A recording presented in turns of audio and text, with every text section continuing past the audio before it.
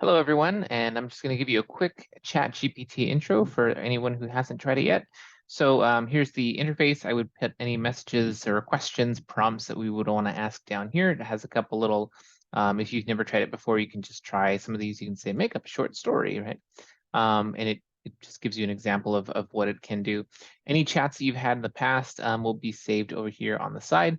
But let's start a new chat. Let's say I just had a meeting with Boy Scouts and I'm going to copy all the notes here from the meeting.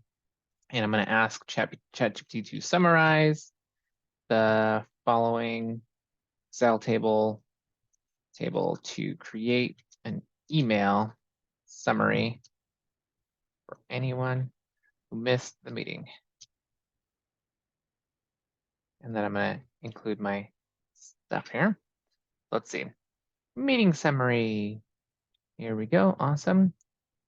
And it gives me the high level callouts, but update response to be in the form of an email. Awesome. So that gave me the hi team, sort of warm greeting, that sort of thing, in the different callouts. Let's say update response to be shown as individual emails to each person, only noting their action items. All right, so here we go. It's going to go through and generate a whole bunch of different emails. Let's see how it did. So you can see how I had my initial vision, right? I have my notes and I need to be able to craft emails to individual people. And then I sort of took it step by step and said, I saw what you provided me in terms of bullets, but I actually wanted it in email format. And then I said, well, that's great, but they're not going to read all the text. So now I actually want to chunk it down to be individual owners of different things, and they'll receive those emails. Now I'm going to go through and check and make sure that the action items were actually called out to the right person, and that I drop in the person's name, and that sort of thing. So for this one, it says Marion, and then it says your name. So I'll look for things like that when I go to actually send this email. I might grab it and then remove the your name from there and put Marion up here, that sort of thing. But you can see that it does a pretty good job, at least getting us some of the way there. I now have crafted, maybe 10 different emails in a matter of seconds. I'll still need to put some time into, personalizing them a little bit, making sure that it didn't do weird things like hallucinate or give the wrong person a different action item. But it gets us some of the way there. Let's take a look and start a new chat. It's important to start a new thread here because I don't want it to, if I'm talking about the next thing, for example, if I'm going to be supporting the conference, and I'm going to be looking for a keynote speaker, right? If I'm talking about the keynote speaker, I don't want the chat to remember all the questions that I had about the toothbrushing shark superhero or the meeting summary with Boy Scouts, right? So I'm starting a new chat, and I'm going to ask it, hey, I need some information, some pointers about what to consider when identifying a keynote speaker. And it's got some really great ideas here, right? Looking for relevance, looking for expertise, credibility. Now I actually think I need a little bit of help with the timeline. So like, what is a typical timeline for identifying a keynote, right? Let's take a look. 12 to 18 months, here's a couple things to do. 10 to 12 months. Let's see, after it finishes writing, I'll be able to hold the screen steady. All right, so let's see. If I were, let's say, looking at 8 to 10 months out, securing a keynote by finalizing the agreement and signing a contract, be prepared to discuss fees, travel arrangements, and any special requirements. Awesome. Considering bullet number 3, can you draft an example agreement or contract for the keynote? Let's see. Because, I don't know what all goes into creating an agreement for the keynote, so I want to jumpstart on that, right? Let's see here.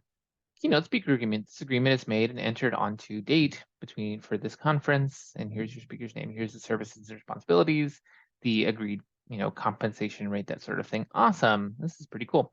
Can you update this to create a template invoice based on the services provided, right?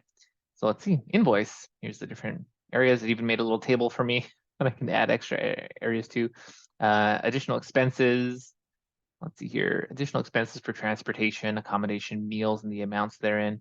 So you can see how I can quickly go from, I know nothing about what I'm going to need to do to identify Keynote to having sort of a plan, having individual action items, a potential timeline with tasks, and even being able to dig in a little bit into some of the more granular bits on what I might need to do with this.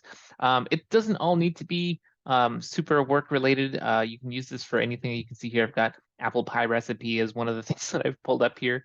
And you can also do things, as I mentioned, supporting Boy Scouts. So,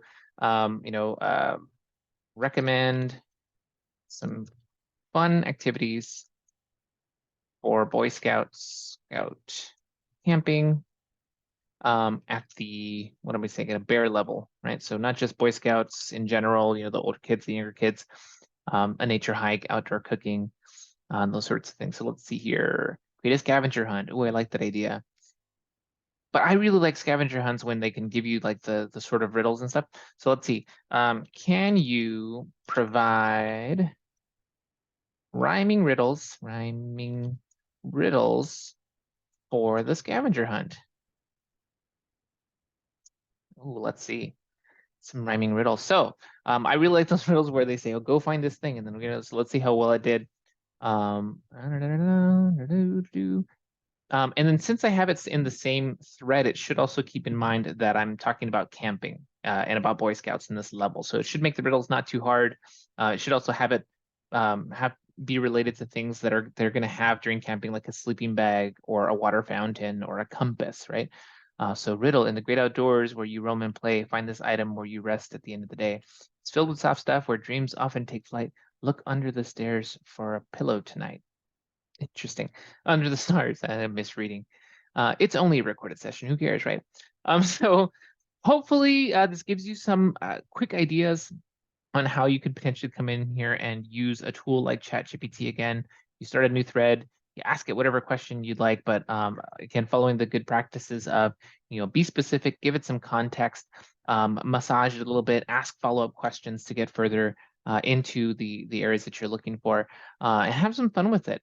Start using it personally and professionally in different ways, and you'll really start to find additional opportunities that are really hopefully going to save you time in the sense that it'll help sort of get that thought process going. It's not going to be the final result of any of your efforts, but it's going to be a way to sort of avoid writer's block and to get really started, in a lot of different ways. So awesome. I look forward to seeing what you create.